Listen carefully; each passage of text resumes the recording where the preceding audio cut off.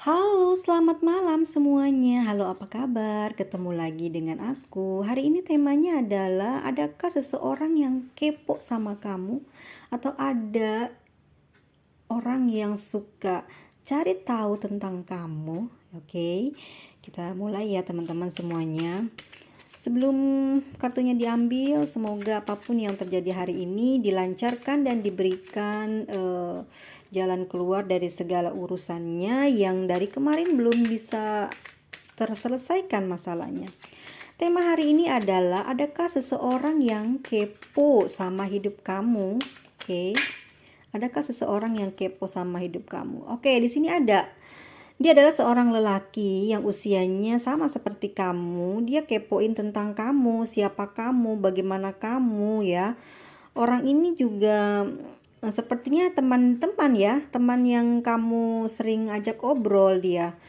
Lalu ada lagi nggak sih? Ada seseorang yang ada di masa lalumu ya, yang sudah pergi jauh. Dia juga sering kepoin kamu, bagaimana kehidupanmu sekarang, bagaimana keberhasilanmu sekarang ya. Dia sangat-sangat kepo sama hidup kamu. Lalu adakah dari siapakah lagi yang sering kepoin kamu ya, tiap hari sering ngecek medsos kamu, sering pengen komenin hidup kamu gitu kan. Di dunia ini emang kayaknya kalau hidup tanpa ngomongin orang tuh kayaknya nggak enak gitu. Tapi walau bagaimanapun kita tidak boleh ikut-ikut ya. Ini hanya sebuah pembacaan dan bisa diambil hasil dari pembacaan ini untuk kita berhati-hati dalam melangkah ke depan dalam hidup bermasyarakat maupun di dalam keluarga.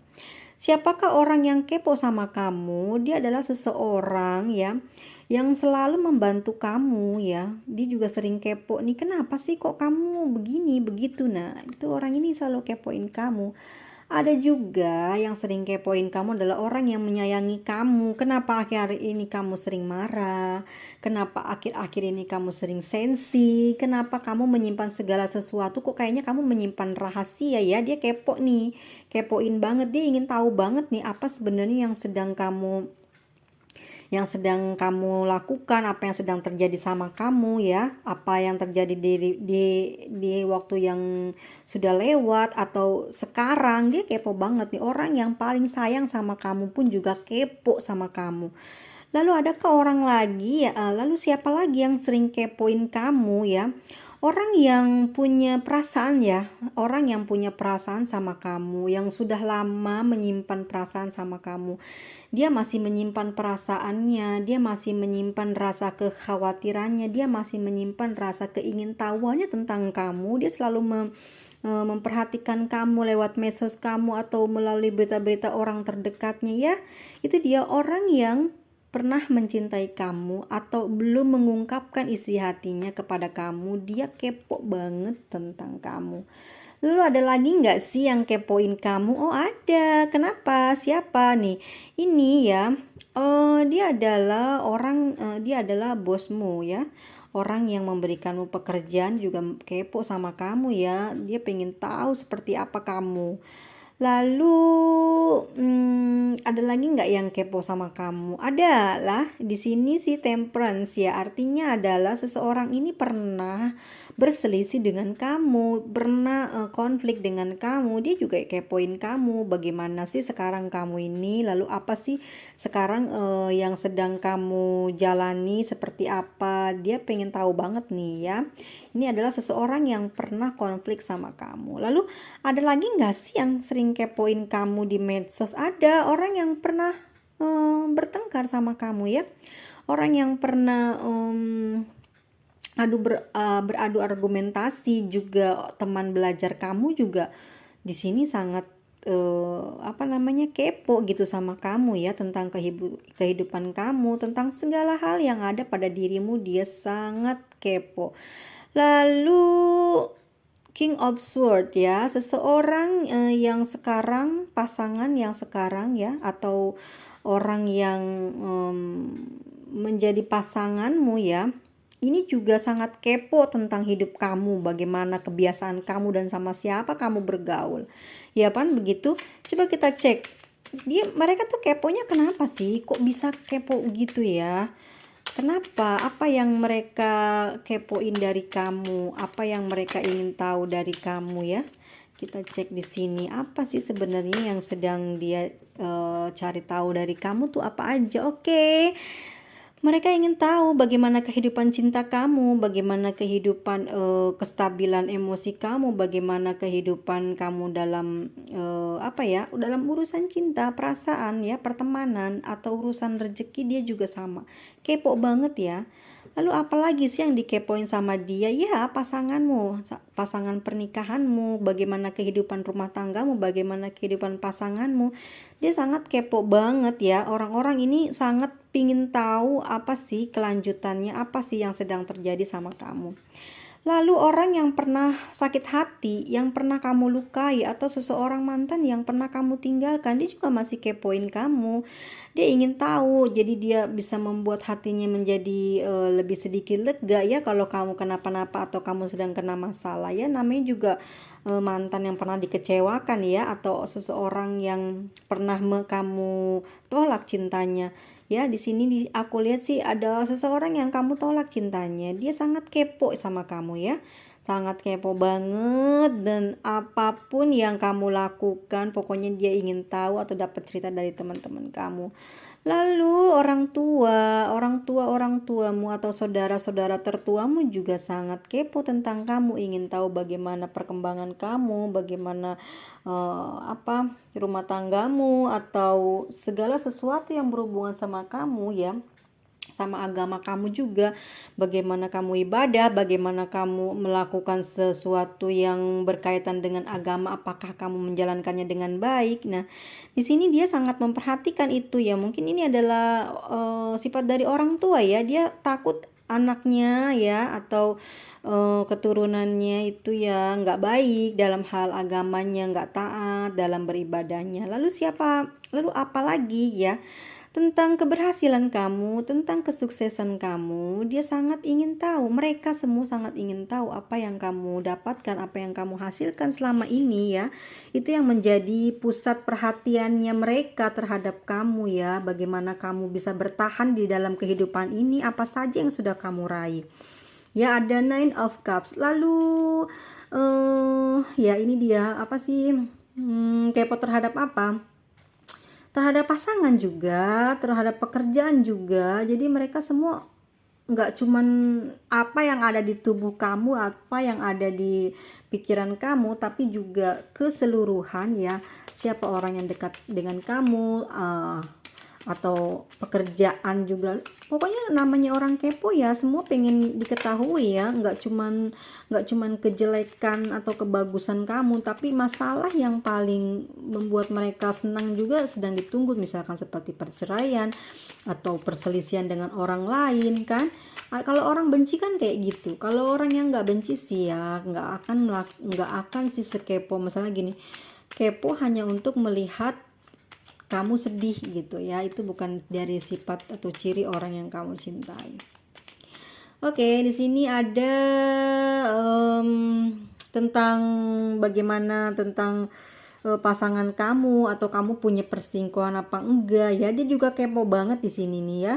Teman kerja, pekerjaan kamu, bagaimana dengan pekerjaan kamu, bagaimana dengan penghasilan kamu. Dia selalu ingin tahu itu. Mereka semua orang-orang yang tadi saya sebutkan adalah orang-orang yang ingin tahu bagaimana diri kamu, bagaimana keuangan kamu, bagaimana kehidupan percintaan kamu, bagaimana kehidupan rumah tangga kamu ya.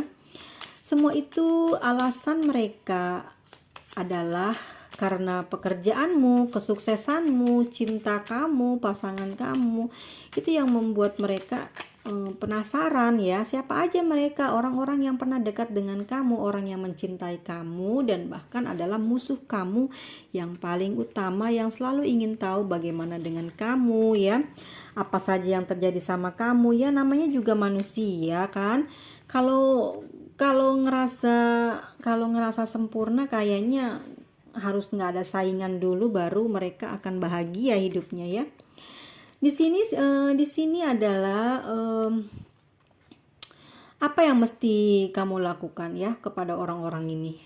kamu harus melakukan pendekatan atau selalu berbuat baik lah, selalu memberikan satu perhatian atau tegur sapa ya kepada mereka. Jadi jangan sampai kamu cuek juga ya. Jangan, di sini sih aku lihat kamu juga bukan tipe orang yang cuek, tapi seseorang yang sering memberikan perhatian kepada orang lain atau kepada keluarga, dan sangat menomorsatukan perasaan sih aku lihat di sini ya, ada cups. Jadi kamu tipe orang yang nggak mau bikin orang tuh sakit hati atau ngerasa sedih gara-gara kamu. Pesannya apa lagi ya? Buat aku sih bilangnya di sini begini ya. Seseorang atau mereka yang ingin tahu tentang bagaimana perkembangan hidup kamu, bagaimana puncak keberhasilan kamu, dan apa saja yang kamu dapatkan selama ini ya. Kamu tidak perlu mengkhawatirkan perkataan mereka, kamu tidak perlu mengkhawatirkan apa yang mereka tuliskan ya, apa yang mereka perbincangkan dengan beberapa teman lainnya ya. Kamu hanya perlu untuk tidak terlalu sensitif dan tidak terlalu peduli dengan itu semua ya. Itu yang akan membuat kamu lebih maju dan lebih jalan ke depan lurus bersih ya. Walaupun ya namanya cobaan selalu ada di setiap perjalanan, tapi kalau kitanya mau merubah diri kita seperti hati kita nih ya. Hati kita kan kadang sukanya ada aja gitu ya, seujon atau buruk sangka sama orang. Terus sekali kita dengar satu kalimat yang ngejelekin kita langsung marah, nangis, atau malah marah-marah gitu kan, ingin nemuin orangnya, ingin jenggut-jenggut rambutnya, ingin duel gitu kan. Atau kamu yang ngerasa cuman sebuah ketikan atau sebuah tulisan di medsos itu membuat kamu sakit hati. Nah, sebaiknya kamu jangan seperti itu ya. Kamu mulai merubah diri kamu untuk tidak memiliki perasaan baper gitu ya. Nggak usah terlalu dipikirin sih ya apa yang udah mereka omongkan dan mereka tuliskan di medsos tentang kamu. Kamu harusnya tetap semangat dan jalan terus ke depan. Jangan nengok ya sesuatu hal yang kamu lihat atau kamu dengar buruk, jangan kamu ambil, karena ini akan merusak kehidupan pribadi kamu ke depan ya. Pesannya adalah kenapa semua itu kita lakukan? Karena untuk menghindari pertengkaran dan konflik dengan teman, dengan keluarga, ataupun dengan diri sendiri dan pasangan. Kenapa begitu? Kenapa bisa dengan diri sendiri? Karena konflik atau hal-hal yang menyinggung perasaan ini amat sangat menyakitkan diri sendiri ya. Kalau kita selalu mengikuti apa yang ada di hati kita, kayak rasa cemburu ya, atau rasa keponya orang ke kita tahu dia kepo ke kita, lalu kita sedih, kita frustasi. Akhirnya apa? Sesuatu hal yang terjadi adalah pertengkaran ya, ribut gitu. Lebih baik ya udah, ya ampun, namanya kita hidup ya di dunia ini ya, atau hidup di Indonesia atau di dalam satu masyarakat ya. Kita nggak akan pernah lepas dari hal-hal seperti ini ya. Cuman satu ya, harus banyak memaklumi orang lain dan tidak perlulah untuk memperjuangkan keakuannya itu. Karena apa? Itu nggak ada hasilnya, nggak akan ada manfaatnya. Yang ada kita malah dicemoohkan, apalagi sampai kita diadu dombakan dengan orang lain. Lebih baik kita mengalah ya. Mengalah bukan untuk kita kalah, tetapi mengalah untuk meredam semua emosi, memberikan kesehatan kepada jiwa kita, kepada pikiran kita. Untuk apa? Untuk kita bisa berumur panjang, karena untuk menjaga perasaan dan hati kita ini ya, itu bisa menjaga kesehatan tubuh loh. Jadi tubuh kita nggak cepat lelah, nggak cepat capek gitu fisiknya, gara-gara hal omongan orang lain atau yang dimasukkan ke dalam hati dan pikiran, akhirnya jadi racun di dalam tubuh kita, di dalam hati kita. Mendingan kita itu bukan mengikhlaskan, tapi semua yang kita alami bukan ke kita doang, tapi orang lain pun juga mengalami. Jadi kalau kita sudah tahu seperti ini, sudah tahu hal ini, kita harusnya introspeksi diri ya. Introspeksi diri, apa yang menyebabkan kita selalu dikepoin orang lain. Oke, dikepoinnya di sini sih aku lihat juga nggak terlalu buruk sih ya, karena semua ini emang ada pada diri kamu, yang orangnya keras, orangnya cuek, orangnya nggak bisa nggak bisa empati gitu ya. Mulai sekarang berubah lah ya. Kita harus berubah sikap kita, lebih perhatian kepada pasangan, lebih hemat dengan apa yang kita keluarkan dari mulut, karena mulut kita itu bisa mengundang penyakit bagi semua hal ya. Itu ujungnya ada di mulut sebenarnya tuh ya, yang bikin kita jadi jatuh, kesakitan, bahkan ribut, memulai hingga besar api berkobar. Itu semua karena tulisan dan mulut kita yang nggak bisa dijaga ya. Semua itu kehidupan ini akan terus akan terus terulang ya, terulang. Sesuatu yang sudah terulang, justru kita bersyukur bisa mengambil pelajarannya tentang hal-hal yang sudah terulang tadi ya. Karena sesuatu pelajaran dalam kehidupan ini ada yang paling berharga adalah pengalaman. Dari pengalaman itulah kita bisa berhasil menjadi nomor satu ataupun menomor sekian, tapi setidaknya kita bisa lepas dari segala penderitaan. Dari apa? Dari pengalaman. Pengalaman sesuatu hal yang sudah kita lewati sering, lalu kita ambil manfaatnya, kita ambil jalannya. Kemarin saya seperti ini, jangan sampai saya seperti ini. Nah, itu ya. The word itu ada sesuatu yang berulang. Sesuatu yang berulang yaitu adalah hal-hal yang terjadi dalam hidupmu adalah sudah pernah terjadi, dan kamu jangan sampai mengulangi kejadian yang sama. Hanya ceritanya beda, tapi rasanya atau sesuatu yang terjadi itu kok kayak mirip, kayak sama. Emang begitu. Itu adalah untuk melatih atau menasehati kamu bahwa masalah yang kemarin belum selesai. Hari ini kita dapat lagi seperti ini, berarti malah yang ini ya, yang sekarang datang sama seperti yang kemarin ini harus kita selesaikan. Supaya apa? Supaya nggak ada remedial lagi di depan, tidak ada karma lagi di depan. Jadi kita selesaikan karma ini di hari ini. Jadi tidak ada tuh remedial, tidak ada karma lanjutan ya. Seperti itu namanya kejadian yang berulang. Apalagi pesannya, tidak perlu sedih ya. Tidak perlu sedih dengan apa yang sudah dilakukan orang lain kepada kita. Kita ambil saja hal-hal yang positifnya, atau sesuatu yang mereka lontarkan kepada kita seperti cacian, kejelekan mereka mengumpat kita dengan bahasa mereka ya. Kita memaklumi saja gitu loh ya. Jangan sampai kita terperosok ikut ke dalamnya untuk menjadi orang yang rusak. Lebih baik kita mengikhlaskannya. Jalan lah ya, jalan untuk bisa move on, menjadi orang yang lebih baik lagi dan tidak memikirkan hal-hal yang dapat merusak iman dan takwa, bahkan kehidupan kita di masyarakat. Kita tuh harus lebih banyak belajar dari pengalaman yang sudah ada Jangan sampai kita itu menjadi manusia yang selalu gagal dalam ujian yang sama gitu ya. Nggak ada sih di dalam kehidupan ini yang semua hal yang terjadi sama kita gitu adalah hal yang baru ya.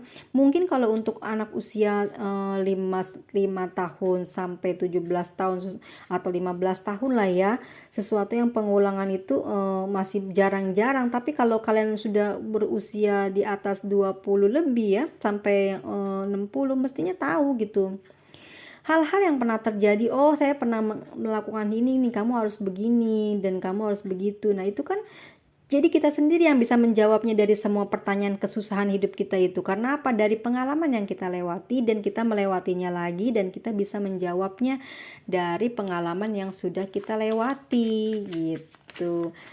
Oke teman-teman ya, kayaknya kalau kita terus mengikuti perasaan yang jelek atau rasa suudzon yang kita miliki akan membuat diri kita terjerumus masuk ke dalam jurang ya. Jurang apa? Jurang kejelekan, karena sesuatu hal yang jelek itu tidak perlu dipelihara, tidak perlu kita simpan, harus dibuang semuanya, karena ini akan membuat kita sakit hati ya, baper. Karena kalau udah sakit hati itu nggak ada obatnya kecuali kita saling memaafkan, hanya itu saja. Dan kita berusaha untuk tidak melakukan perlawanan ya. Butakan mata untuk hal-hal yang membuatmu yang mengundangmu marah ya. Dan tulilah tentang hal-hal yang jelek tentang kamu ya, dan jangan pernah kamu pun menjelek-jelekan orang lain, bahkan menjatuhkan mereka. Kalau aku kasih ke nasihatnya gini ya. Kalau kita tidak mau diomongin jelek sama orang lain, kita juga jangan sampai ngomongin jelek sama mereka. Kalau kita dipancing ngobrol sama temen, kalau bisa sih nggak usah banyak ngomong atau banyak ngeluarin suara, ya dengerin aja gitu, ambil pelajarannya ya. Bukannya kita malah mengadu domba, membuka lagi aib saudara kita, aib teman kita ya, tambah jelek, tambah nggak karuan kita buat ceritanya. Itu sih udah luar biasa, karmanya besar banget dan kita nggak bakal bisa lepas dari itu semua. Untuk itu ya kita jangan juga menghina. Misalkan gini, teman kita itu bisa membaca hal-hal yang berbahasa yang bukan Indonesia ya. Terus dia dalam perkataannya, ucapannya dia salah. Padahal dia ngerti, dia pinter, hanya pengucapannya dia yang tidak pas. Terus kamu ngomongin, kamu ngejelekin ya. Tapi sebenarnya tidak perlu kamu sampai sana juga. Itu kan versinya dia membawakan suara, membawakan gaya bahasanya. Kita tidak perlu mengomentari hal-hal itu. Kita hanya belajar dari sikap dan perlakuan orang lain untuk perbaikan hidup kita. Jika kita mau orang itu berubah, kita omongin tapi tidak di depan orang banyak, karena itu akan merusak kepribadiannya dia, karakternya dia. Kita bicarakan di belakang.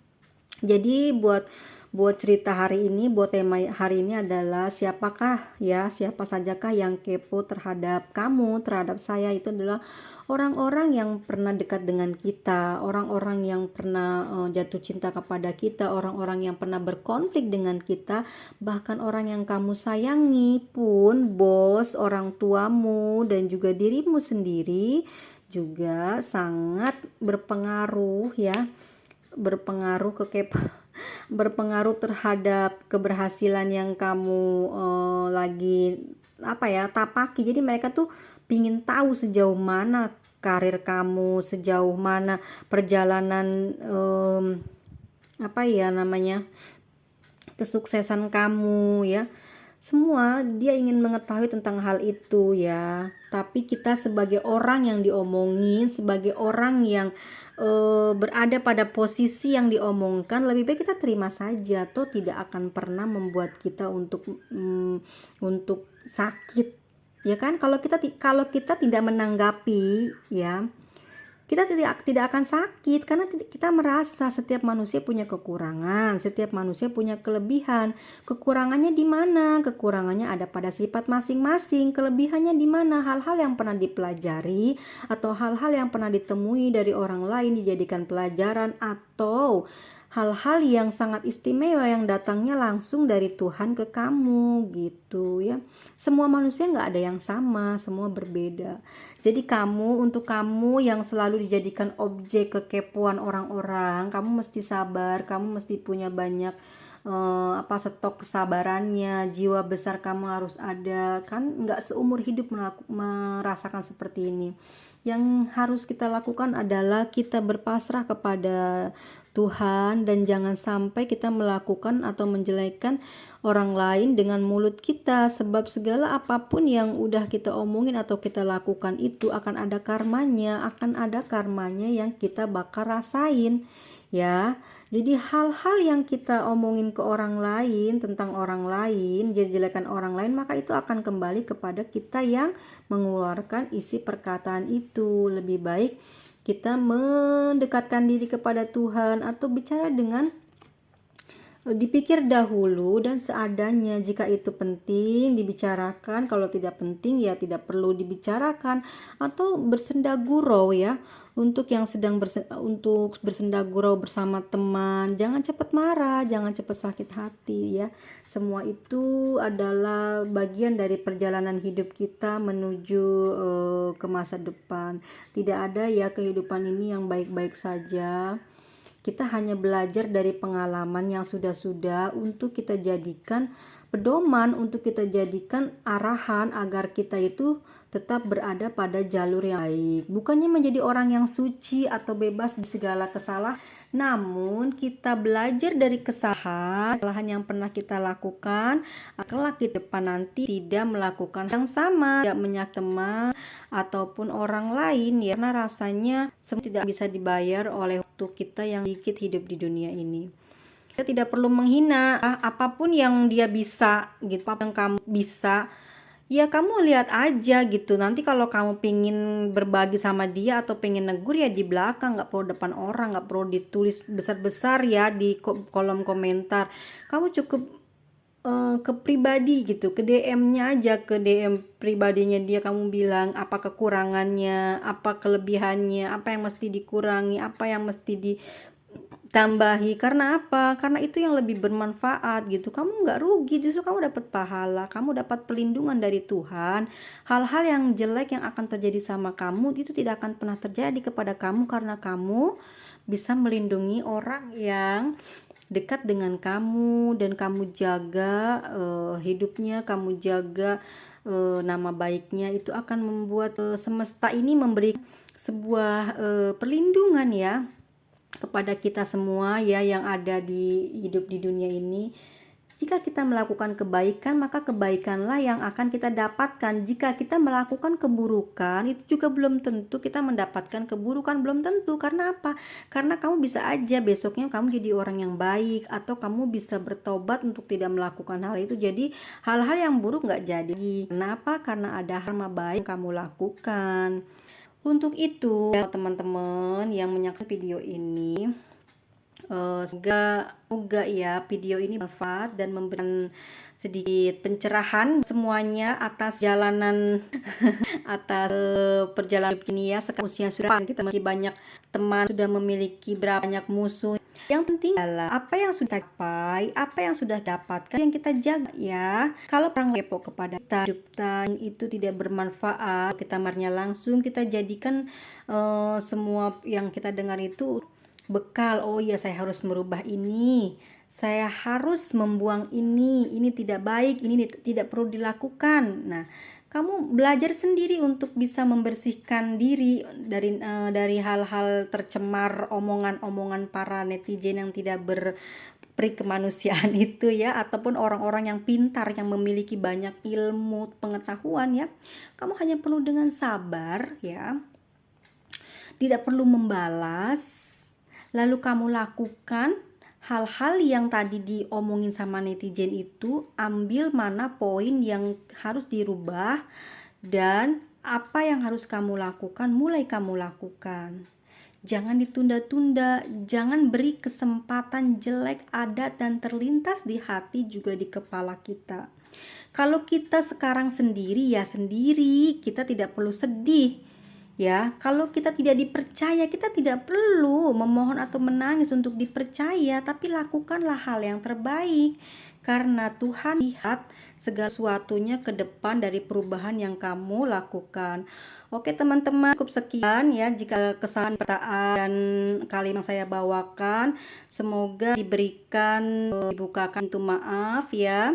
Dan komennya ditunggu untuk perbaikan video ini dan untuk perbaikan kemajuan ke depannya. Dan sampai jumpa lagi. Dadah. Sehat selalu buat semuanya. Jangan lupa jaga kesehatannya dan juga jaga ucapannya ya, agar kita selamat dari segala karma buruk. Dadah semuanya. Terima kasih.